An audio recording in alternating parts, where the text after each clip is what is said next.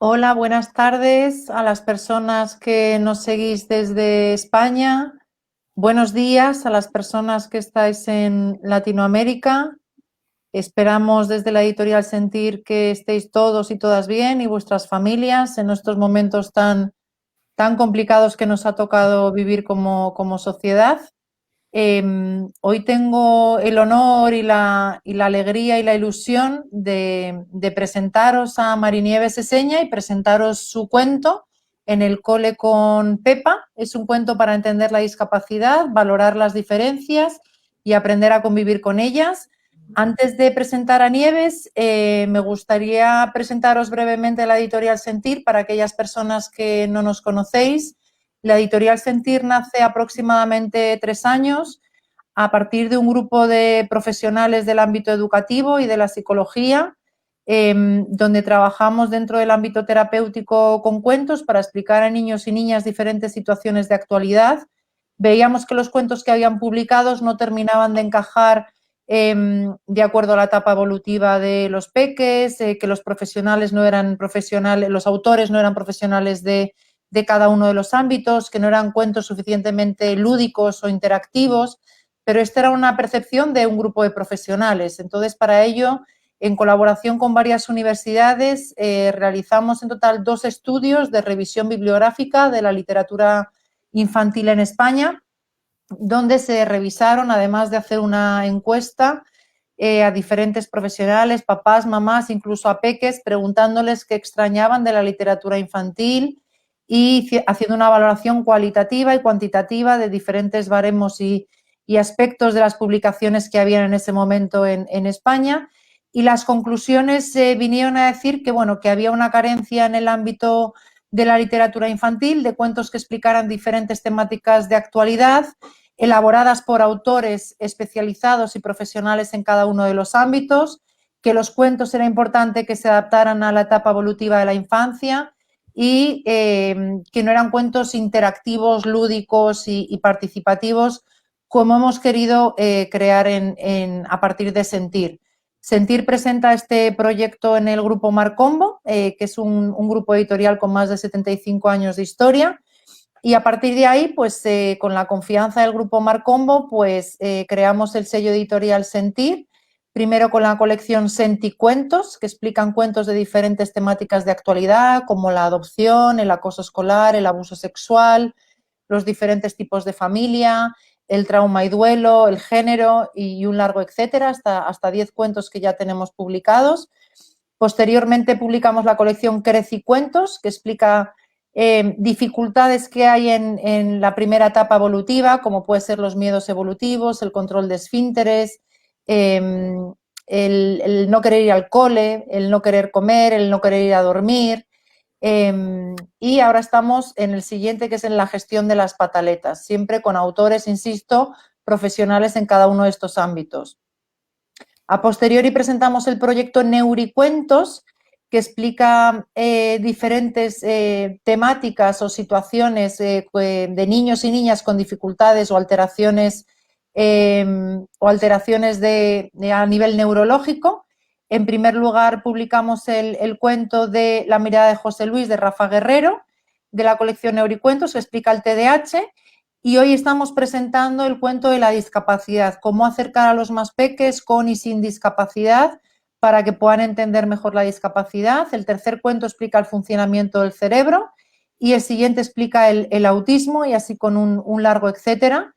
Y luego hay otro tipo de publicaciones que nos habéis ido pidiendo para papás, para maestros, para adultos profesionales, que igualmente tenéis la página web de la editorial donde tenéis más información. Ahora hemos empezado también con los talleres de cuentiterapia para poder hacer talleres online. Antes los hacíamos presenciales en coles, pero bueno, de momento nos estamos adaptando también como editorial, como hacemos todos en nuestro día a día, y de esta manera pues nos estamos manejando. Como os digo, hoy presentamos este cuento En el cole con Pepa, que es un cuento precioso de la autora Marinieves y del ilustrador Chema García, que está en Granada y que esperamos que también nos esté siguiendo, y a quien agradecemos la gran labor que ha hecho con este cuento. Y paso a presentar a Nieves.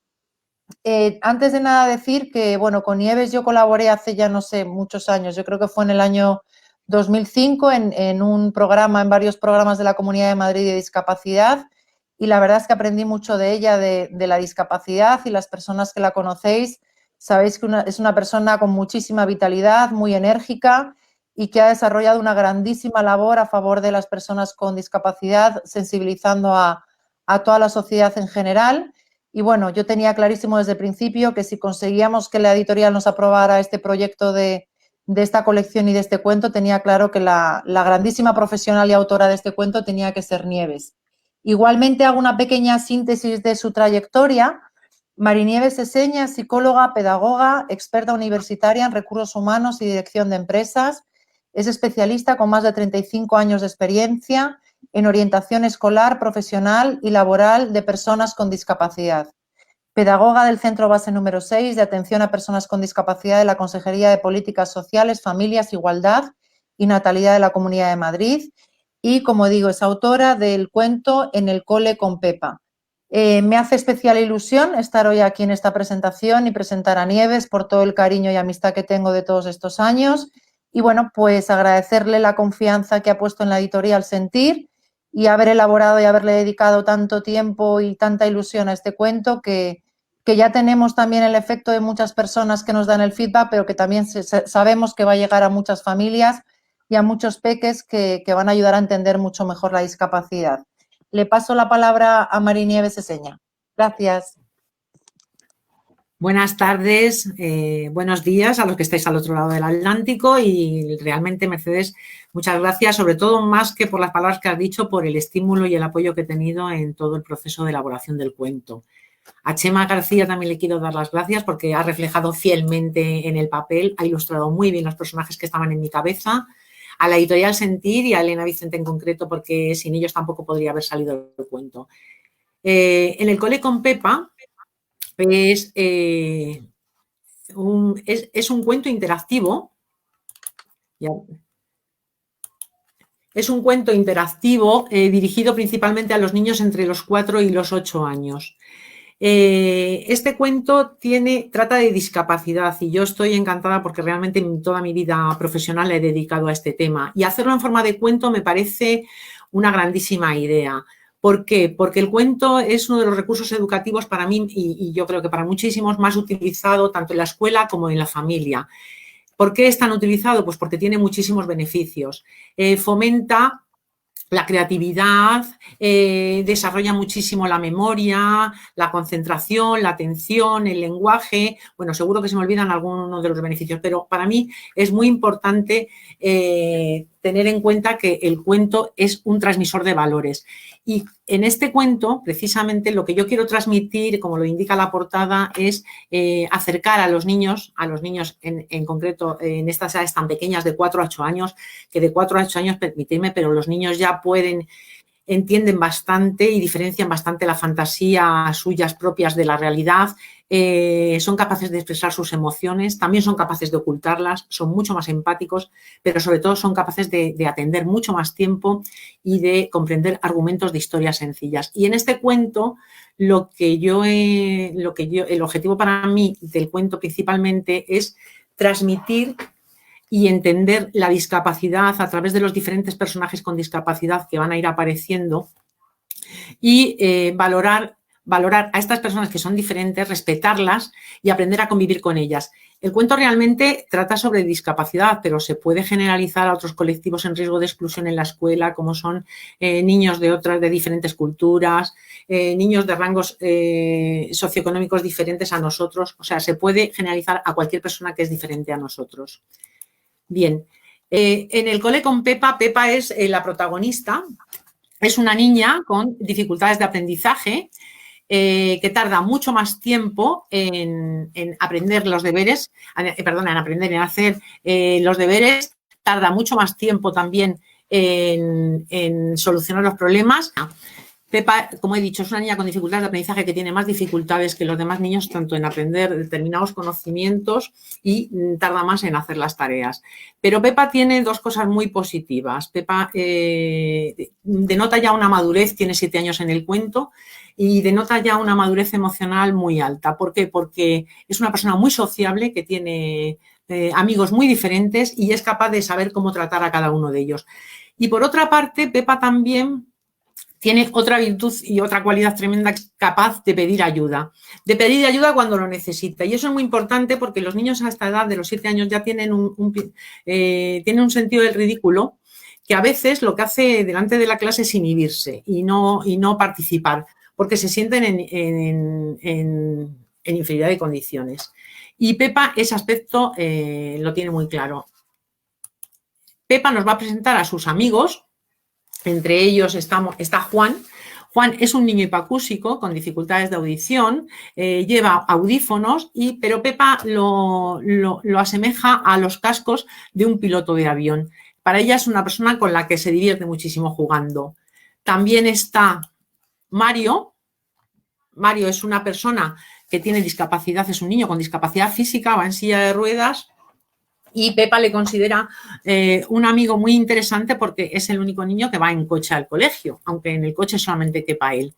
También está María. María tiene unos cambios bruscos de humor y es una persona que presenta alteraciones de conducta. Pero Pepa la acepta tal como es. También está Mateo. Mateo es un niño enfermo que falta muchísimo al cole y a Pepa le da pena porque cuando va al cole ella se divierte mucho con Mateo. Lo que pasa es que Mateo, por sus problemas, no puede asistir regularmente al colegio. Y por último está Lola, que Lola es una persona, en principio no presenta ningún déficit, pero es la persona que le va a ayudar a Pepa cuando ella se lo pida. O sea, estos son para Pepa, son sus super amigos, pero ella se relaciona bien también con los niños de la clase. He presentado diferentes tipos de discapacidad, no están representadas todas, por supuesto, pero realmente, ¿qué entendemos por personas con discapacidad? A nivel normativo, que ya se recogía en la Convención Internacional de los Derechos de las Personas con Discapacidad en el 2006, y que lo firmaron varios Estados miembros, entre ellos el nuestro, España, las personas con discapacidad se definen como aquellas personas que presentan unas deficiencias físicas, mentales, intelectuales y o sensoriales que son previsiblemente permanentes en el tiempo, por supuesto, pero que al interactuar con diversas barreras pueden impedir su participación plena y efectiva en la sociedad, en igualdad de condiciones con los demás.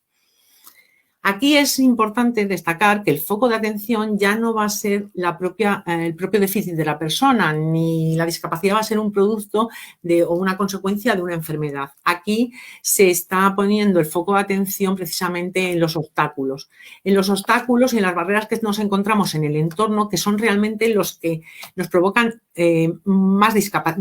una discapacidad, porque nos impiden realmente integrarnos y en igualdad de condiciones con los demás y de participar en todas las actividades que hay. Y eso es muy importante en el concepto de personas con discapacidad y sobre todo históricamente ha evolucionado muchísimo en los últimos años. Quiero ahora presentaros un vídeo que lo hace la Fundación Corazón Desnudo. La Fundación Corazón Desnudo es una fundación que crea Natalia Bodianova en el 2004 en Rusia y entre los objetivos que tiene esta fundación es precisamente el cambiar las actitudes y erradicar las actitudes de marginación y de discriminación que hay hacia los niños con discapacidad. El vídeo realmente me parece muy interesante en el sentido de que coloca en 2 habitaciones idénticas llenas de juguetes, coloca en una de ellas a un niño con una discapacidad intelectual, un niño con síndrome de Down, y en la otra habitación que es idéntica, con los mismos juegos, está vacía. Cuando entran los niños, tienen que decidir si quieren estar jugando con el niño con discapacidad intelectual o prefieren estar jugando solos. En el experimento es muy gráfico, me da muchísima pena que no lo podamos ver, Pero precisamente en el experimento lo que se observa es que los niños a partir de 7, 8 años ya prefieren irse a la sala que está vacía, jugar solos. ¿Por qué? Porque se fijan en los niños en el niño que es diferente y los niños más pequeños, los niños de 4, 5, 4, 5, 6 años, prefieren irse a la sala en la que está el niño con discapacidad intelectual. Esto nos indica que precisamente nosotros, ante las diferencias de las personas, actuamos dependiendo en estas edades ya de 7, 6, 7, 8 años, ya dependemos mucho de los patrones que tenemos de conducta, nuestros modelos parentales, lo que piensan nuestros padres y lo que sienten nuestros padres nos lo transmiten a nosotros directamente. Sin embargo, cuando somos más pequeños, estamos muchísimo más libres de prejuicios.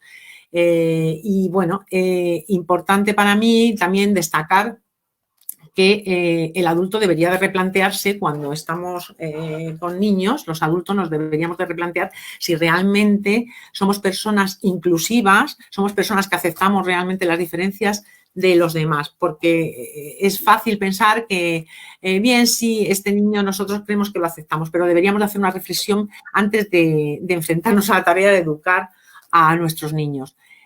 Por otro lado, sí que quiero distinguir que la imagen social de la discapacidad es muy diferente dependiendo del tipo de discapacidad.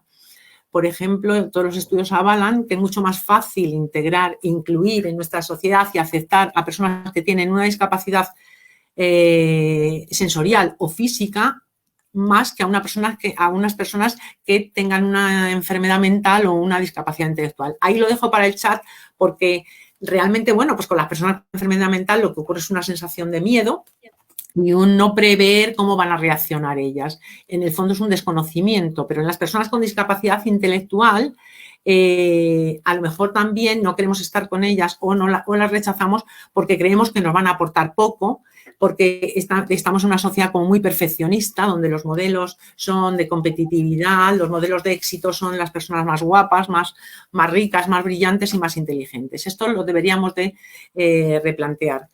Después de presentar a los personajes en el cuento, aparece la profe, en este caso la profe Natalia, va a ser, en el cuento va a ser una niña. La profe Natalia es una profe que no solamente es una mera transmisora de conocimientos, sino que Natalia es una persona que es, por decirlo así, la representante de una escuela, lo que yo he querido plasmar en el cuento, que es una escuela inclusiva.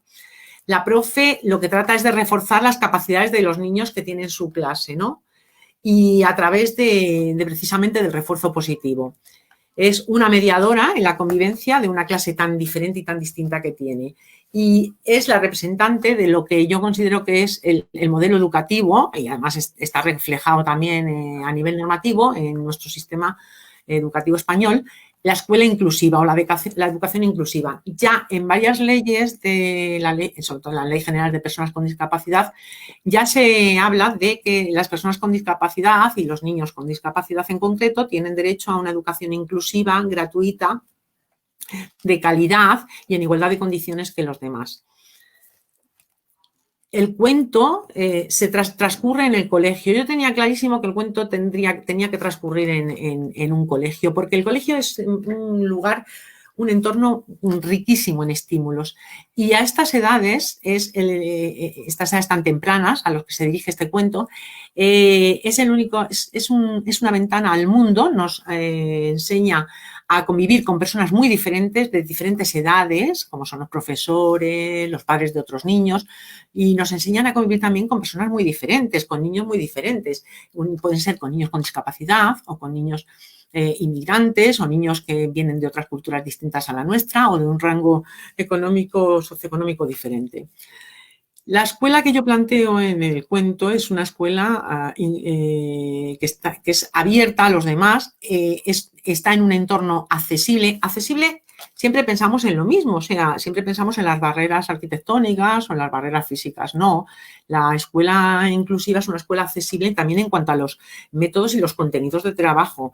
Es una escuela en la que todos los niños se pueden beneficiar a nivel de rendimiento académico y de desarrollo personal. Todos los niños aprenden de todos los niños. Se favorece el respeto, la tolerancia, también la empatía, la aceptación y la capacidad de aprender de los demás. Es una escuela que reduce las conductas de acoso y marginación. Es una escuela que promueve la participación de niños con discapacidad en igualdad de condiciones. Se aprende en general a ser mucho más justo, más demócrata y más cooperativo. Es importante que nuestro sistema educativo, aunque algunos estéis en desacuerdo, este es el modelo que se propone. Lo que sí que es cierto es que para llegar a este modelo de inclusión se necesita muchísimo dinero y muchos recursos, y en los últimos años realmente ha escaseado en la escuela, no ha habido muchos recursos, no ha habido muchísimos apoyos, porque claro, es un cambio radical. Pero sobre todo es un cambio también en las barreras sociales de las personas que componen la comunidad educativa. Y la comunidad educativa no solamente son los profesores y los niños, sino que también intervienen los padres. Nuestra escuela siempre lleva desde el último cuarto de siglo, vamos, del siglo pasado, ha cambiado muchísimo, ha avanzado muchísimo y ha visibilizado a los niños con discapacidad. En principio empezó con la famosa integración, ¿no? Y la Ley de Integración de 1982, que supuso un avance tremendo para reconocer los derechos de los niños y de las personas con discapacidad, ¿no? Y se planteó que eran personas con los mismos derechos que todos los demás. Pero la integración, cuando eso se plasmó en el papel y en la práctica, en la escuela, el niño se integraba en una misma aula ordinaria y hacía algunas tareas con los demás niños, pero otras tareas las hacía solo. No estaba realmente, no digamos que se encontraba totalmente participando plenamente de todos los derechos. La escuela inclusiva, lo que se trata es de que los contenidos se adapten a todos los niños que tiene la clase. Y si unos niños requieren más tiempo, esos contenidos se van por decir así, se van a desarrollar o se van a pedir unos mínimos, pero van a estar todos los niños participando de lo mismo, de los mismos contenidos en la clase. También de los métodos. Con las ayudas técnicas, niños que tienen discapacidades como sensoriales pues, o físicas, por supuesto, lo tienen más fácil, ¿no? También quiero decir que uno de los principios en los que se ha basado la escuela ha sido precisamente la atención, o sea, el incluir o decir que los niños con discapacidad tienen que estar en la escuela ordinaria. Cuidado, que no siempre es posible, y quiero lanzar algo positivo hacia las escuelas de educación especial, hacia los colegios de educación especial. Hay situaciones y hay momentos en que el niño requiere un apoyo intensivo y extensivo muy grande y la escuela ordinaria no se lo puede dar. Entonces, en ese momento tiene cabida el colegio de educación especial. El colegio de educación especial también ha cambiado muchísimo. El colegio de educación especial es una comunidad bastante abierta ahora mismo. Está en el entorno, se relaciona con las escuelas ordinarias cercanas y ya no es un gueto. Y eso es importante y no es... no por eso nos vamos a cargar rápidamente, yo no soy partidaria de cargarnos directamente la educación especial, porque también está cumpliendo una misión que no está satisfaciendo la escuela ordinaria. Importante para llegar a una escuela inclusiva, se necesita una comunicación fluida entre el profesorado de los niños, entre los propios niños y entre las familias, por supuesto. Sobre el tema de la familia, habría que ver hasta qué punto la familia puede intervenir en la escuela, pero yo, sobre todo los padres con niños con discapacidad, siempre les digo que es mejor que sobre que no que falte, o sea, es mejor que mantengan una comunicación aunque se pasen de pesados. La familia se refleja también en el cuento y es una familia en la que Pepa se encuentra totalmente comprendida. ¿Cuál es el papel que tiene la familia para apoyar al niño en el desarrollo emocional y en su aprendizaje? Realmente son principios, o sea, son 5 puntos que yo creo que son básicos, que son el primer punto, que no son fáciles, es demostrar al niño que le queremos con sus cualidades y con sus defectos. Se nos hace más cuesta arriba cuando el niño nuestro tiene una discapacidad, pero también es el momento, cuando los padres tienen un niño con discapacidad, es el momento de que se planteen realmente qué pasa, cuáles son sus sentimientos y son perfectamente reconocibles y justificables que en ese momento no lo aceptemos plenamente, pero yo creo que es importante partir de una realidad y de pensar y analizar realmente es nuestro hijo y que vamos a intentar hacer todo lo posible por él. Promover la comunicación, compartiendo espacios y tiempos para estar juntos. Curiosamente, durante la pandemia, no durante la pandemia, porque seguimos en esa situación, sino durante el aislamiento y el confinamiento extremo que hemos tenido en el estado de alarma, los padres se han comunicado muchísimo más con los hijos, se han compartido espacios con ellos, se han divertido mucho más y se han conocido en situaciones en las que no se conocían, tanto los hijos y los padres. Por supuesto, para mí los aplausos también hay que decírselo que han sido a los padres, a los niños y, por supuesto, a los niños con discapacidad, que han estado en unas situaciones en las que les costaba a veces entender por qué no podían salir y por qué no podían relacionarse, pero que lo han aceptado quizá mejor que muchísimos adultos. Instalar unas normas claras y sencillas. La familia, generalmente los adultos deben de proponer unas normas claras y sencillas, pero las debe cumplir toda la familia. ¿Por qué? Pues para facilitar la convivencia familiar. Y, por supuesto, favorecer el desarrollo de las capacidades que tienen nuestros hijos de desarrollar su autoestima a través de qué, pues a través del refuerzo positivo, que muchísimas veces, no sé, los padres nos fijamos antes en lo negativo que en lo positivo. Sería importante porque el niño, generalmente un niño que es criticado o que es censurado es un niño con muy bajo nivel de autoestima y con muy escasa resistencia a cualquier frustración.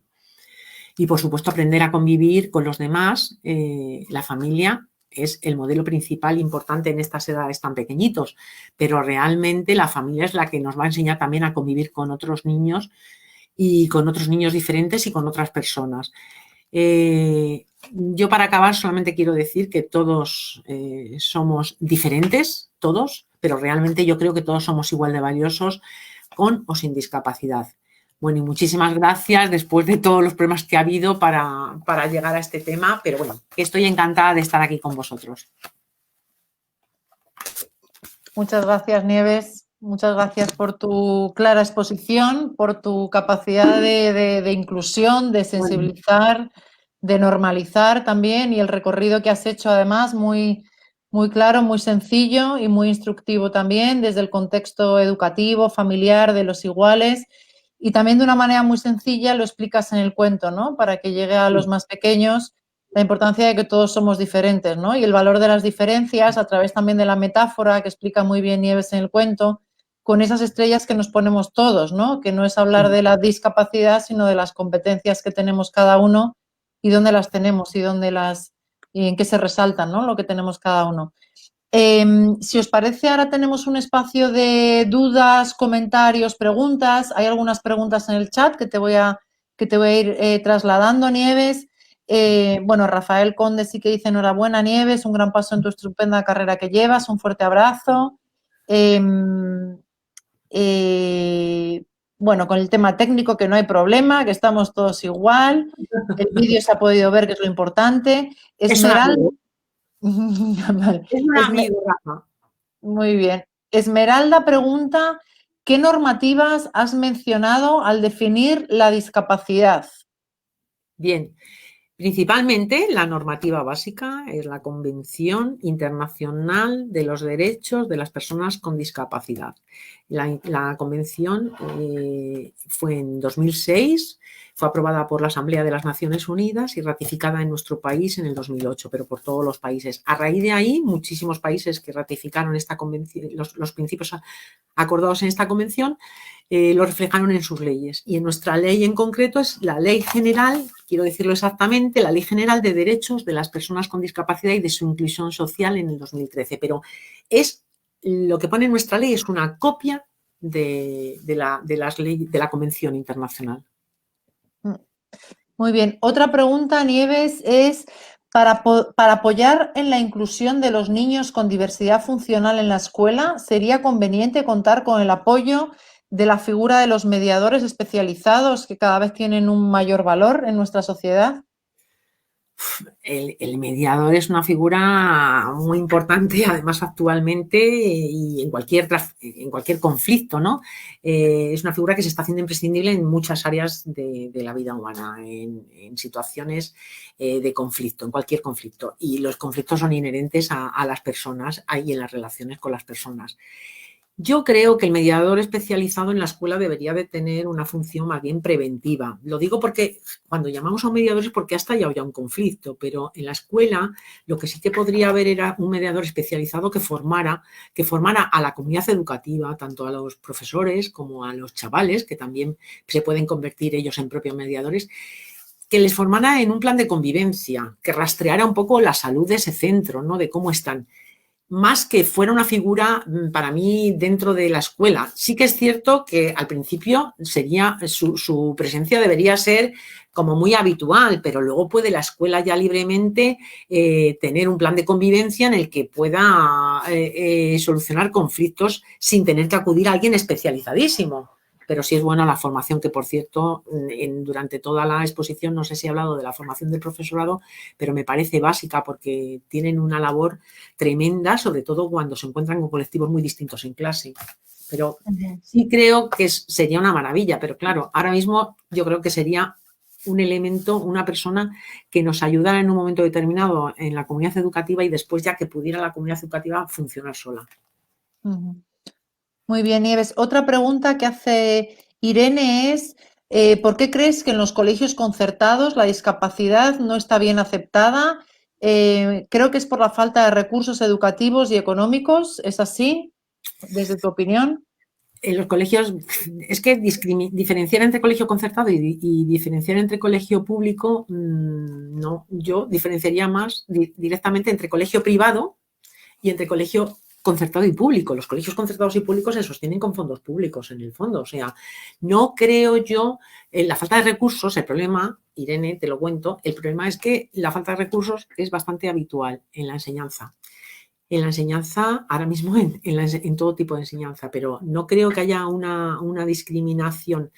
Lo que sí que es cierto es que el colegio concertado, sobre todo algunos tipos de colegios concertados, que voy a omitir quiénes son, pero unos colegios concertados con determinadas ideologías o tienen una visión muy proteccionista del niño, ay, pobrecito, el niño con discapacidad todavía, o tienen una visión en la cual en el fondo no están muy convencidos de mantener los niños que les obliga la ratio a tener en cada clase. Pero cuando nos sostenemos con fondos públicos está clarísimo que debemos aceptar los niños que tenemos.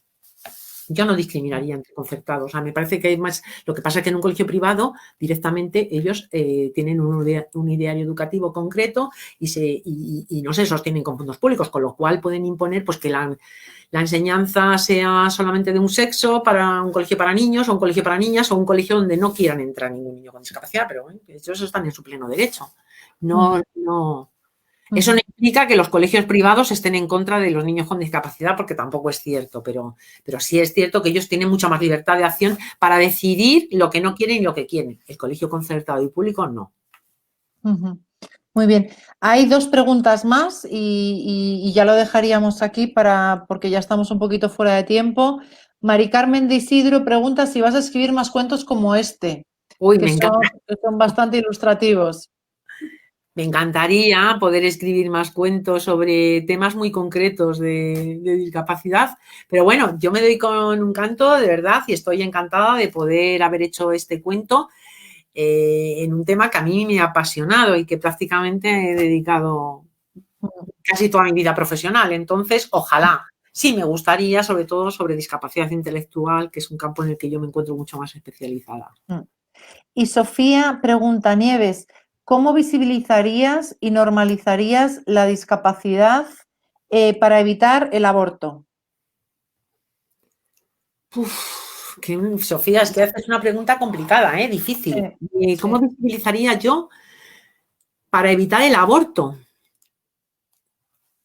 El aborto, es que, vamos a ver, las personas somos muy distintas y tenemos distintas formas de reaccionar. Entonces, existe la libertad de poder, sobre todo la mujer, de poder decidir si nos quedamos embarazadas y nos comunican que podemos tener un hijo con discapacidad, podemos tener la posibilidad de abortar o no. Entonces, que es una cuestión como muy personal, o sea, que yo visibilizar para evitar el aborto,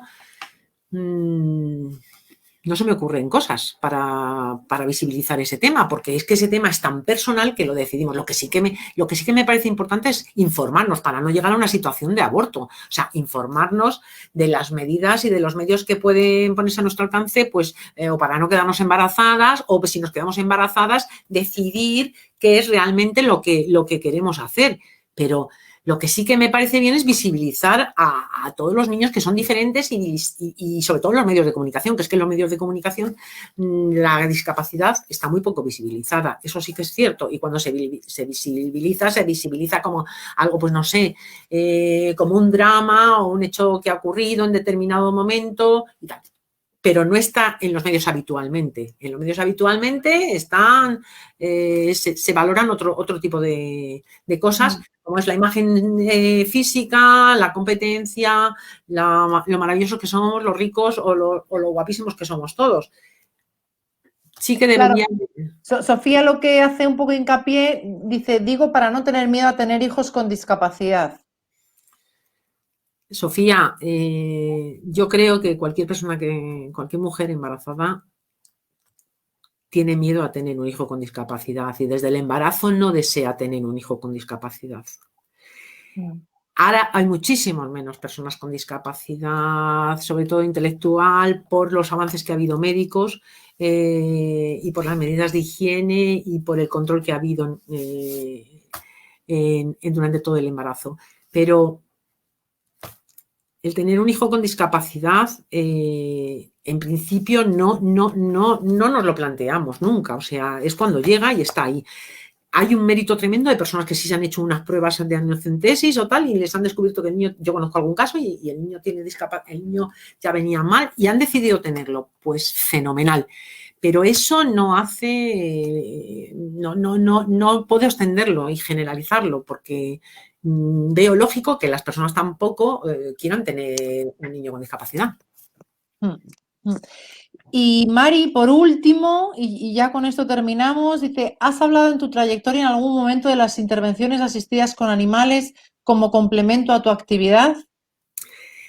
No en mi trayectoria profesional sí que he visto muchísimas experiencias porque realmente desde la Comunidad de Madrid me permite trabajar con los diferentes tipos de discapacidad y eso ha sido, para mí me ha enriquecido muchísimo a nivel de mi trabajo. Y sí que he visto la terapia con animales en varios casos y me ha parecido maravillosa. Terapia con caballos, sobre todo con niños con dificultades de relación, ya sean niños con autismo, niños con síndrome de Asperger, niños con dificultades también intelectuales y por ende también dificultades para relacionarse con los demás.